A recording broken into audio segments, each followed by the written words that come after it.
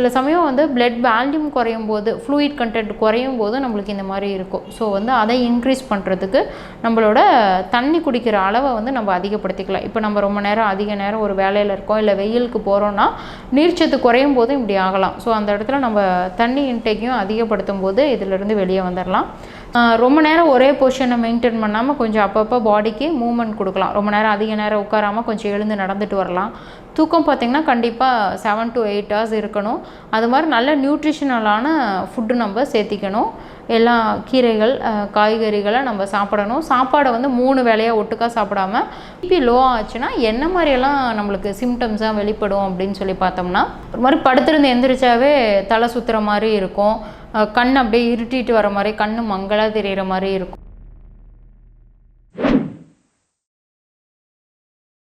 ஆத்திச்சூடி நேயர்கள் அனைவருக்கும் வணக்கம். நான் ஹோமியோபதி மருத்துவர் வித்யா பேசுகிறேன். இன்றைக்கி நம்ம என்ன பார்க்க போகிறோம்னா, குறைந்த ரத்த அழுத்தம், லோ பிளட் ப்ரெஷரை பற்றி தான் இன்றைக்கி நம்ம பார்க்க போகிறோம். என்ன லோ பிபி அப்படின்னு சொல்லி பார்த்தீங்கன்னா, இது காமனாக இப்போ எல்லாத்தையும் அஃபெக்ட் பண்ணுது. எந்த டெஸ்ட் எடுத்து பார்த்தாலும் எல்லாமே நார்மலாக இருக்குது, ஆனால் ஏன் எனக்கு தலை சுற்றுது, ஒரு மாதிரி டல்லாக இருக்குது, வாந்தி வர மாதிரி இருக்குது அப்படின்னு சொல்லி பார்த்தீங்கன்னா, அதுக்கு காரணம் வந்து பிபி லோவாக இருக்கலாம். ஸோ அது எதனால் வருது, அதுக்கான சிம்டம்ஸ் என்னென்ன அப்படிங்கிறத நம்ம இந்த காணொலியில் பார்க்கலாம். யூஸ்வலாக இப்போ என்ன ஆகும்னா, நம்ம உடம்புல இருக்கிற ரத்த குழாய்கள்லேருந்து ரத்தம் வந்து இதயத்துக்கு போகும்போது இந்த 120 mm இதில் வந்துட்டு உள்ளே போகும். அதை வந்து நம்ம சிஸ்டோலிக் ப்ரெஷர் அப்படின்னு சொல்லுவோம். வெளியே வர்றது வந்து 80 mm அப்படிங்கிற ப்ரெஷரில் வந்து வெளியே வரும். அதை வந்து நம்ம டயஸ்டோலிக் ப்ரெஷர் அப்படின்னு சொல்லுவோம். ஸோ அப்போ அந்த 120/80 தான் நார்மல் நம்ம பிளட் ப்ரெஷர்னு வச்சுருக்கோம். இந்த 120/80லேருந்து அதிகமாகும் போது அது வந்து 140/90க்கு மேலே போகும்போது அதை நம்ம ஹைப்பர் டென்ஷன், ஹை பிபின்னு சொல்கிறோம். இதே 90/60 கீழே வரும்போது நம்ம இதை லோ பிளட் ப்ரெஷர் அப்படின்னு சொல்கிறோம். இதுதான் இந்த குறைந்த ரத்த அழுத்தம்.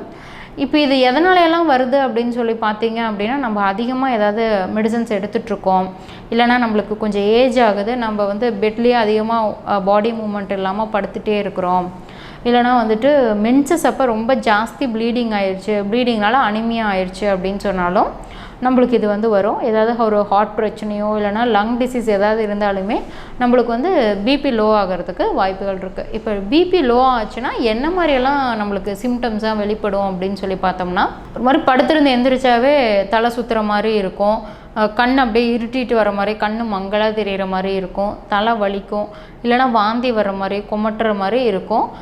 ரொம்ப இதையும் படபடன்னு துடிக்கிற மாதிரி, அப்படியே எனக்கு படபடப்பாக வந்துருச்சு, கை கால்லாம் சில்லுன்னு ஆயிடுச்சு அப்படிங்கிற மாதிரி அவங்க சொல்லுவாங்க.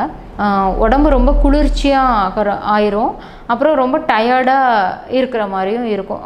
அடுத்த வேலையை நம்ம ஆக்டிவாக செய்ய முடியாமல் அப்படியே படுத்துக்கலாம் அப்படிங்கிற மாதிரி இருக்கும். இதுதான் வந்துட்டு இதோட சிம்டம்ஸு.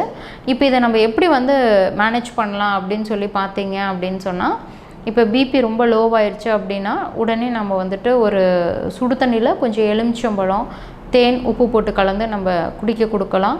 அப்படி இல்லைனா இளநீர் கொடுக்கலாம். இளநீரில் நிறைய எலக்ட்ரோலைட்ஸ் இருக்கிறதுனால அதுவும் பிபியை வந்து இம்ப்ரூவ் பண்ணும். வேறு என்ன மேனேஜ்மெண்ட் அப்படின்னு சொல்லி பார்த்தீங்கன்னா, இப்போ நம்ம படுக்கையிலேருந்து எந்திரிச்சோம் அப்படின்னா உடனே அடுத்த வேலைக்கு போகாமல் கொஞ்சம் பொறுமையாக உட்காந்து நிதானமாக எந்திரிக்கிறது, அந்த மாதிரி பண்ணலாம்.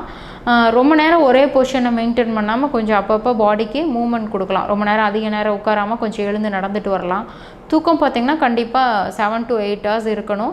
அது மாதிரி நல்ல நியூட்ரிஷனலான ஃபுட்டு நம்ம சேர்த்திக்கணும்.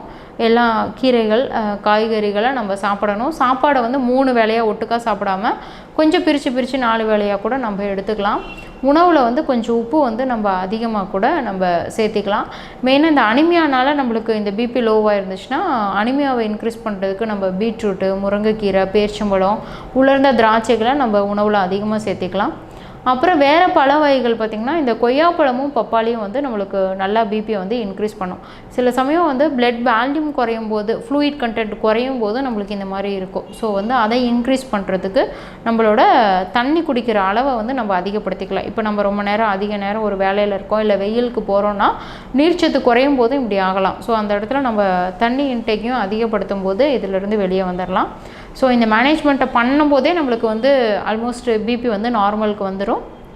இது கூட மறுபடியும் வந்து அடிக்கடி ஃப்ரீக்வெண்ட்டாக எனக்கு பிபி லோ ஆகிட்டே இருக்குது அப்படின்னு சொன்னால், இந்த உணவு முறைகளோட அதுக்கு அவங்களோட நேச்சருக்கு தகுந்த மாதிரி நம்ம ஹோமியோ மெடிசன்ஸே எடுத்துக்கும் போது இதிலேருந்து நம்ம கம்ப்ளீட்டாக ரெக்கவரி ஆகிடலாம். என்ன நேயர்களே, உங்களுக்கு இந்த காணொளி பிடிச்சிருக்குன்னு நினைக்கிறேன். பிடிச்சிருந்தால் லைக் பண்ணுங்கள், ஷேர் பண்ணுங்கள். நன்றி, வணக்கம்.